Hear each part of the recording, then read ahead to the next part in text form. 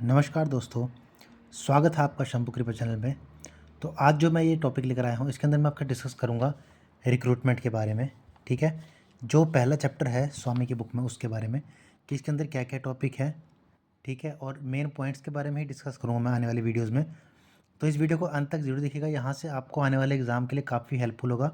और जैसे मैंने आज एक शॉर्ट डाला था कि एनआईटी जो दिल्ली है, एनआईटी दिल्ली, वहाँ पर नोटिफिकेशन आ चुकी है नॉन टीचिंग की।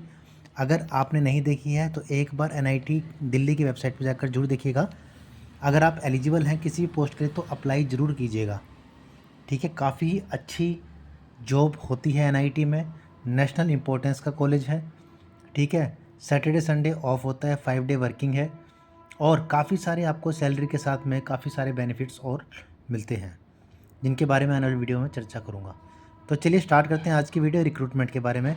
तो सबसे पहला हमारे पास टॉपिक आता है कि मेथड्स ऑफ रिक्रूटमेंट, कि रिक्रूटमेंट के हमारे पास में कौन कौन से मेथड होते हैं। तो पहला होता है डायरेक्ट रिक्रूटमेंट होती है, दूसरा होता है थ्रू प्रोमोशन, थर्ड होता है थ्रू डेप्यूटेशन, फोर्थ होता है एब्जॉर्प्शन, फिफ्थ होता है री एम्प्लॉयमेंट एंड सिक्स होता है short term contract. Direct recruitment क्या आती है, अगर आपने अभी NIT Delhi, NIT Kurukshetra, NIT Jalandhar के लिए अगर आपने अप्लाई किया तो आपने देखा होगा वहाँ एक वर्ड आता है डायरेक्ट रिक्रूटमेंट। ठीक है, सेकंड आता है प्रमोशन। प्रमोशन क्या होता है, अगर आप कहीं पर सर्विस कर रहे हैं, उस दौरान आपका कुछ टाइम पीरियड बीतने पर जो है आप नेक्स्ट लेवल के लिए, मतलब जो भी आपका कैडर है उसके लिए आप एलिजिबल होते हैं। ठीक है, तो वो उसमें प्रमोशन कैसे होती है, थ्रू प्रमोशन, जो कि होती है डीपीसी के थ्रू। ठीक है, डिपार्टमेंटल प्रमोशन कमेटी के थ्रू। नेक्स्ट है डेपुटेशन। डेपुटेशन का मतलब क्या होता है, मान लीजिए आप किसी संस्था में काम कर रहे हैं, कहीं और पोस्ट निकली है, वो निकली है सिर्फ गवर्नमेंट एम्प्लॉय के लिए। ठीक है, तो आप अपने संस्थान से उसमें जा सकते हैं डेपुटेशन के लिए।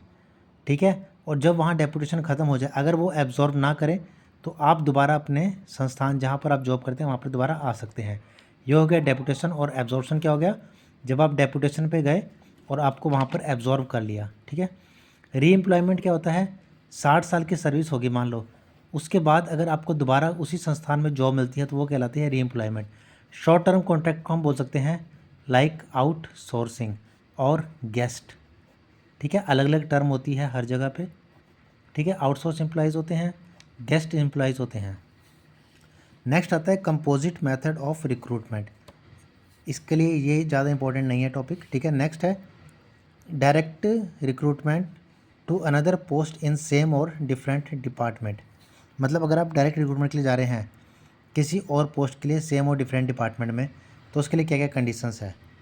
इसमें भी आपको कुछ ज़्यादा टॉपिक को बारे में जानने की ज़रूरत नहीं है, इसलिए मैंने यहाँ पर एक्सप्लेन नहीं लिखा है, सिर्फ लिख दिया है कि ये तरीके होते हैं रिक्रूटमेंट के। एक कंपोजिट मेथड होता है, एक होता है अगर सेम या डिफरेंट डिपार्टमेंट में जा रहे हैं किसी और पोस्ट के लिए। ठीक है, डायरेक्ट रिक्रूटमेंट के अंदर, तो उसके अंदर आपको पता है कि आप लीन के थ्रू भी जा सकते हैं या रिज़ाइन दे के जा सकते हैं। ठीक है, नेक्स्ट है प्रोविज़न।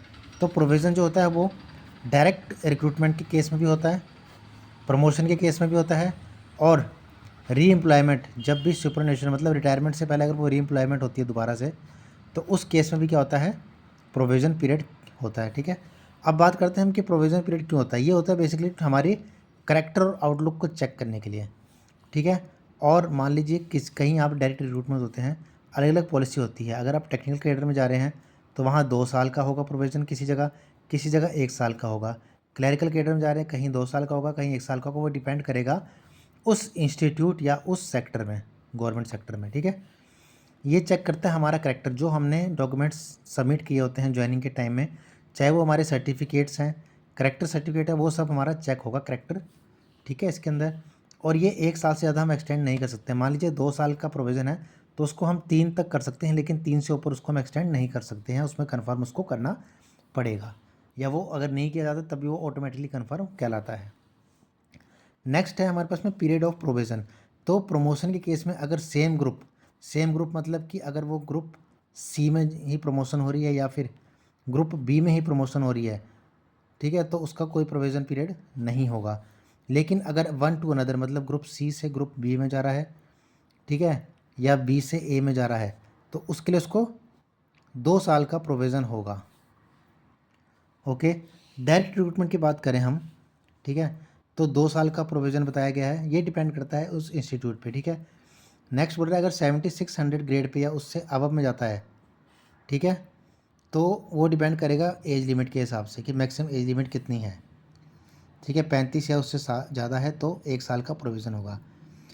और यदि कोई ऑफिसर रीएम्प्लॉयड होता है तो उसे 2 साल का क्या होगा, प्रोविज़न पीरियड होगा।